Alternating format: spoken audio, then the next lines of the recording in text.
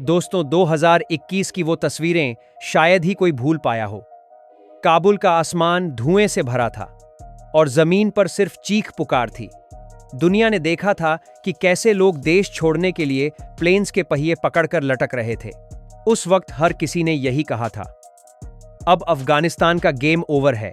सबने सोचा था कि यह देश अब पत्थर के जमाने यानी स्टोन एज में वापस चला जाएगा। यहां ना कोई प्लेन आएगा, ना कोई जाएगा, एक ऐसा ब्लैक होल जहां से कोई खबर बाहर नहीं आएगी।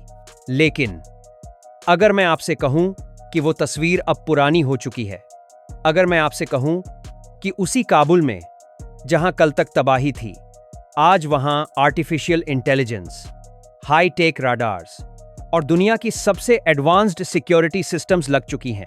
जी हां, खबर यह आ रही है कि तालिबान अब चुपचाप अपने एयरपोर्ट्स को चाइना लेवल के इंफ्रास्ट्रक्चर जैसा डेवलप करने की कोशिश कर रहा है। एक ऐसा सिस्टम बनाया जा रहा है जिसे दुनिया की बड़ी बड़ी एजेंसियां भी इग्नोर नहीं कर सकती। लेकिन सवाल यह है, जिस देश के पास अपने लोगों को खिलाने के पैसे नहीं हैं, वो इतना बड़ा मेगा प्रोजेक्ट कैसे चला रहा है? कौन है वो सीक्रेट प्लेयर जो पर्दे के पीछे से तालिबान को फंडिंग और टेक्नोलॉजी दे रहा है? और सबसे बड़ा सवाल, इस पूरे गेम में हमारा भारत यानी इंडिया कहां खड़ा है? आज के वीडियो में हम डिकोड करेंगे अफगानिस्तान के इस नए एयरपोर्ट मिस्ट्री को। यह कहानी सिर्फ फ्लाइट्स की नहीं है, यह कहानी है जियोपॉलिटिक्स, पैसे और पावर की। नमस्कार दोस्तों, स्वागत है आपका हमारे चैनल डीप टेक इनसाइट्स पर। इस नए बदलाव को समझने से पहले हमें थोड़ा पीछे जाना होगा। जब अमेरिका वहां से निकला तो वो सिर्फ अपने सोल्जर्स लेकर नहीं गया, बल्कि काबुल एयरपोर्ट की आंखें और कान भी अपने साथ ले गया। मेरा मतलब है राडार्स और एयर ट्रैफिक कंट्रोल सिस्टम। जाते जाते अमेरिकन फौज ने एयरपोर्ट के टर्मिनल्स और कंप्यूटर को डिसेबल कर दिया था। हालत यह थी कि अगर कोई प्लेन वहां आना भी चाहे तो उसे लैंड करवाने वाला कोई नहीं था। अफगानिस्तान एक लैंडलॉक्ड कंट्री है, यानी जिसके चारों तरफ जमीन है, समंदर नहीं। ऐसे देश के लिए एयरपोर्ट सिर्फ लग्जरी नहीं, बल्कि ऑक्सीजन लाइन होती है। तालिबान के आते ही सबसे पहले जो लोग देश छोड़कर भागे वो थे स्किल्ड इंजीनियर्स और ट्रैफिक कंट्रोलर्स। अब तालिबान के पास बंदूकें तो थीं, पर कंप्यूटर चलाने वाले हाथ नहीं थे। उन्हें समझ आ गया था कि अगर हुकूमत चलानी है तो ये एयरपोर्ट खोलना ही पड़ेगा। लेकिन पैसा और टेक्नोलॉजी कहां से आएगी? यहां शुरू हुआ असली गेम ऑफ थ्रोन्स।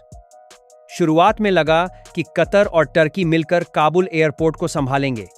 कतर का तालिबान के साथ पुराना रिश्ता था, उनका पॉलिटिकल ऑफिस भी वहीं था। लेकिन तालिबान को एक डर था। उन्हें लग रहा था कि अगर कतर या टर्की आए तो वो सिर्फ बिजनेस नहीं करेंगे, बल्कि अफगानिस्तान की पॉलिटिक्स और मिलिट्री में भी दखल देंगे। तालिबान को कोई ऐसा पार्टनर चाहिए था जो प्रोफेशनल हो, जो पॉलिटिक्स की बजाय सिर्फ बिजनेस की बात करे। और तब एंट्री होती है उस देश की जिसने पूरी दुनिया को हैरान कर दिया। वो देश है यूएई, यानी यूनाइटेड अरब एमिरेट्स। दोस्तों, यूएई ने बड़ी खामोशी से टर्की और कतर को साइड किया और एक मास्टर स्ट्रोक खेला। उन्होंने अपनी एक कंपनी को आगे किया जिसका नाम है GAAC, यानी general alliance for aviation corporation. ये कोई मामूली कंपनी नहीं है। ये कंपनी G42 ग्रुप का हिस्सा है, जो दुनिया भर में आर्टिफिशियल इंटेलिजेंस और क्लाउड कंप्यूटिंग के लिए मशहूर है और यूएई के शाही परिवार के बेहद करीब मानी जाती है। अब आते हैं टाइटल वाले सवाल पर।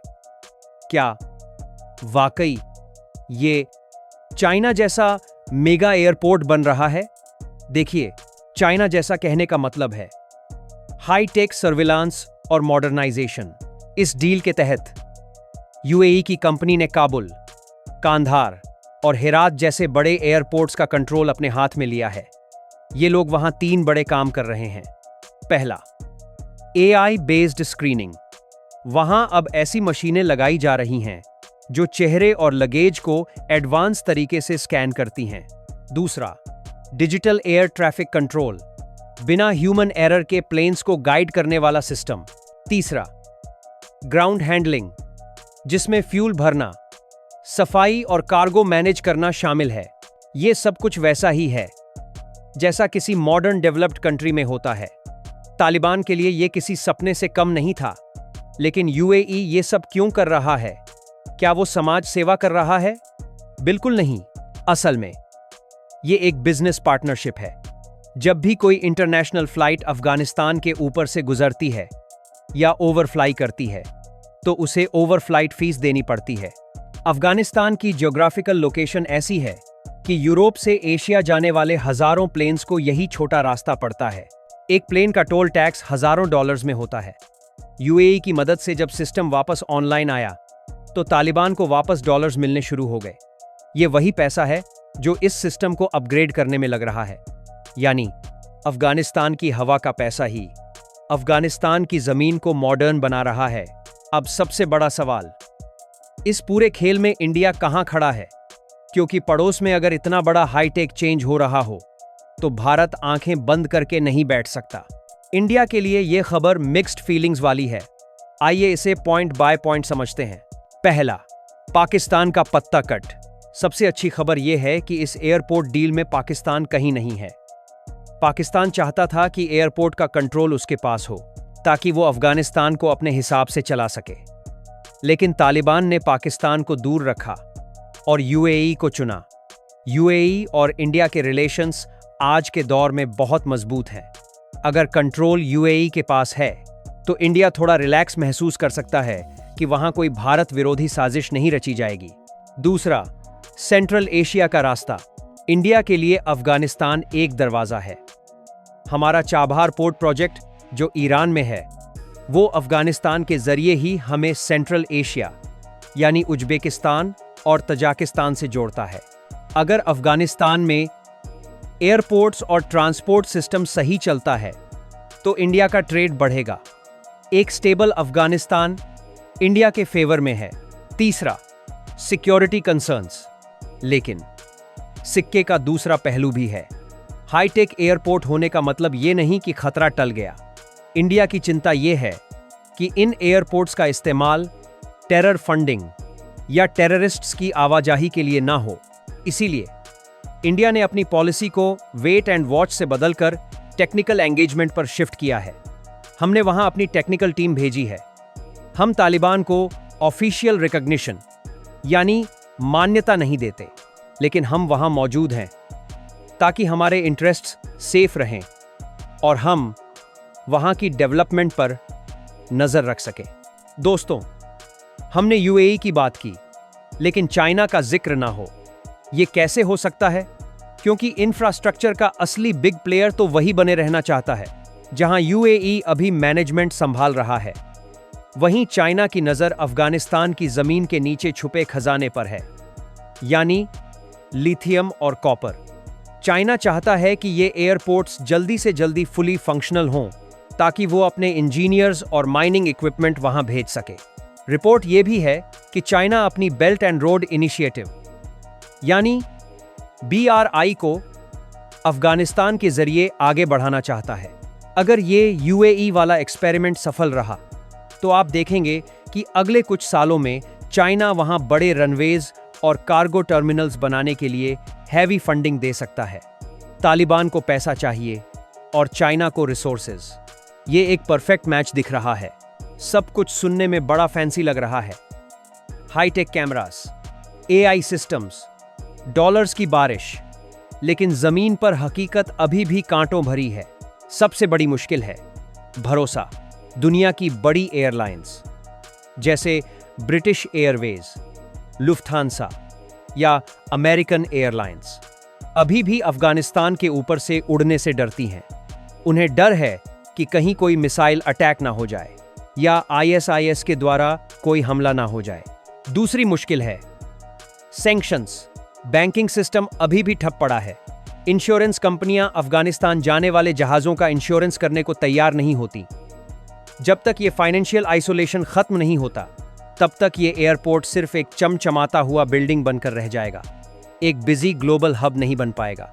तीसरी मुश्किल है ह्यूमन रिसोर्स। मशीन लगाना आसान है, लेकिन उसे चलाने के लिए पढ़े लिखे लोग चाहिए।